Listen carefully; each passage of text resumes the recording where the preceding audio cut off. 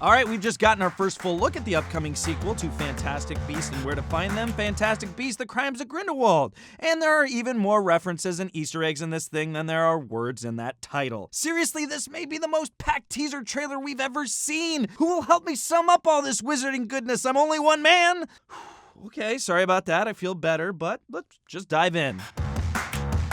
Here's a little background. Before we get into this teaser trailer breakdown, it's important to know or remember the backstory of two of our major players, Albus Dumbledore and Gellert Grindelwald. Once close friends, together they plan to find the Deathly Hallows and use it to destroy the International Statute of Secrecy, which keeps wizards from revealing the magical world to muggles. Their plan was to create a benevolent society where wizards ruled over muggles in harmony. But their plans changed after a three-way duel with Dumbledore's brother, Aberforth, that accidentally led to the death of Dumbledore's sister, Ariana. Then Grindelwald fled Britain and continued to plan the revolution behind the scenes. Then the first Fantastic Beasts movie happened.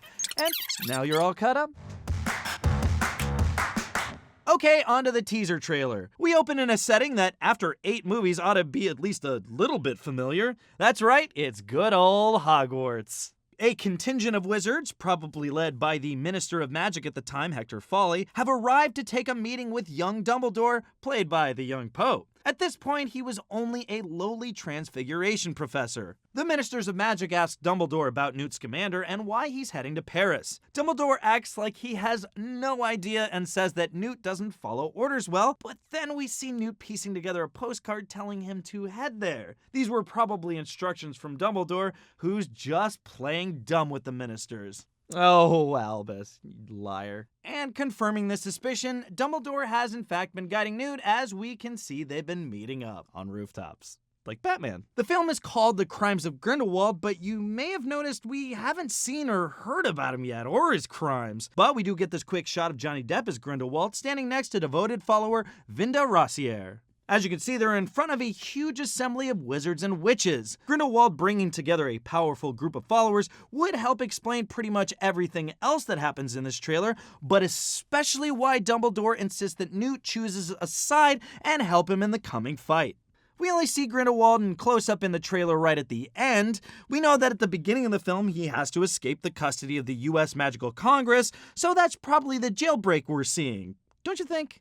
The trailer has a ton of characters in it, some of whom we recognize, but many who are new to the on-screen wizarding world. Dan Fogler returns for the new film as Jacob Kowalski, as he's coming with NEWT on some kind of wild adventure, possibly to Paris. Does he just hang out with all these magical beasts now? That guy's living his best life. Catherine Waterston's back too as Tina Goldstein, looking more fashionable and confident this time around. Her sister Queenie also returns. She's wandering around some very official magical office with creature designs on the ceiling. Seems like this maybe is the Department of the Regulation and Control of Magical Creatures, but I mean, who can tell? That's Ezra Miller returning as Credence Barebone. It'd almost look like he died at the end of the first Fantastic Beast, but a single little piece of his Obscurus form made it away from that scene.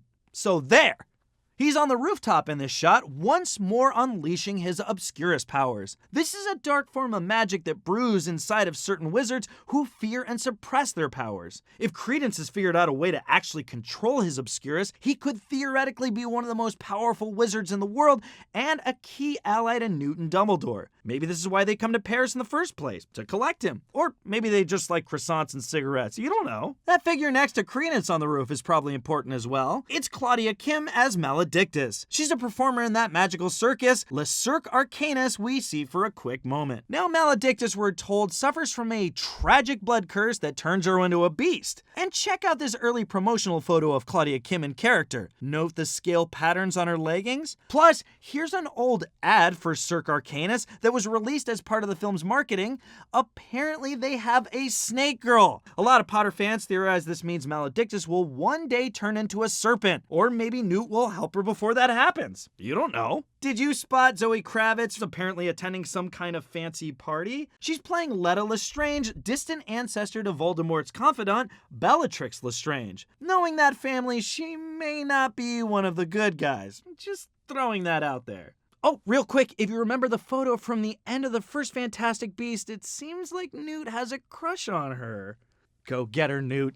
We're rooting for you, Newt. Finally, toward the very end of the trailer, we see Newt and another man casting some kind of fiery protection spell in a churchyard or cemetery. That's actor Callum Turner, who's joining the series as THESEUS, Newt's brother. He's also LETA Lestrange's boyfriend, which is probably going to get awkward down the road, what with her probably being evil. And family trees are only one connection this new film is making with the beloved Potter franchises of old. Let's go back to that Hogwarts scene. As Hermione once read from Bathilda Bagshot's essential book, Hogwarts: A History, wizards can't just apparate onto Hogwarts ground due to security conditions. Also, it'd just be creepy, just apparating everywhere. Now, it's possible that rule was established after the events of this film, though it seems kind of obvious. Maybe they instated that rule because of something that happens in this film. We just don't know. Check out those students watching from the window above. Are they the ancestors of some of our favorite Hogwarts heroes? Honestly, they just look like some random kids to me. In one of the trailer's more mysterious shots, a figure uses a DELUMINATOR to put out the lights on all the street lamps. This is actually a device that Dumbledore invented, and he eventually bequeaths his own DELUMINATOR to Ron Weasley in the Potter series. So it stands to reason that it's him using the DELUMINATOR here, or maybe he gave it to Newt. He's a generous sort. Speaking of Newt, we see him riding some kind of fantastical undersea creature we've never actually seen before. It could be a hippocampus, a combination horse and fish. Yum! I mean, cool! A model of one was constructed to be used as an ice sculpture in Harry Potter and the Goblet of Fire. Remember that big Yule Ball scene? But it was too large, so they didn't end up using it. And that concludes this TED Talk about all the thousands of notable moments we found in a 2-minute Harry Potter teaser trailer. Thanks for spending your entire day with us, and let us know if you somehow found something else in this trailer that we didn't notice, because that would be amazing. We should have said fantastic, damn it!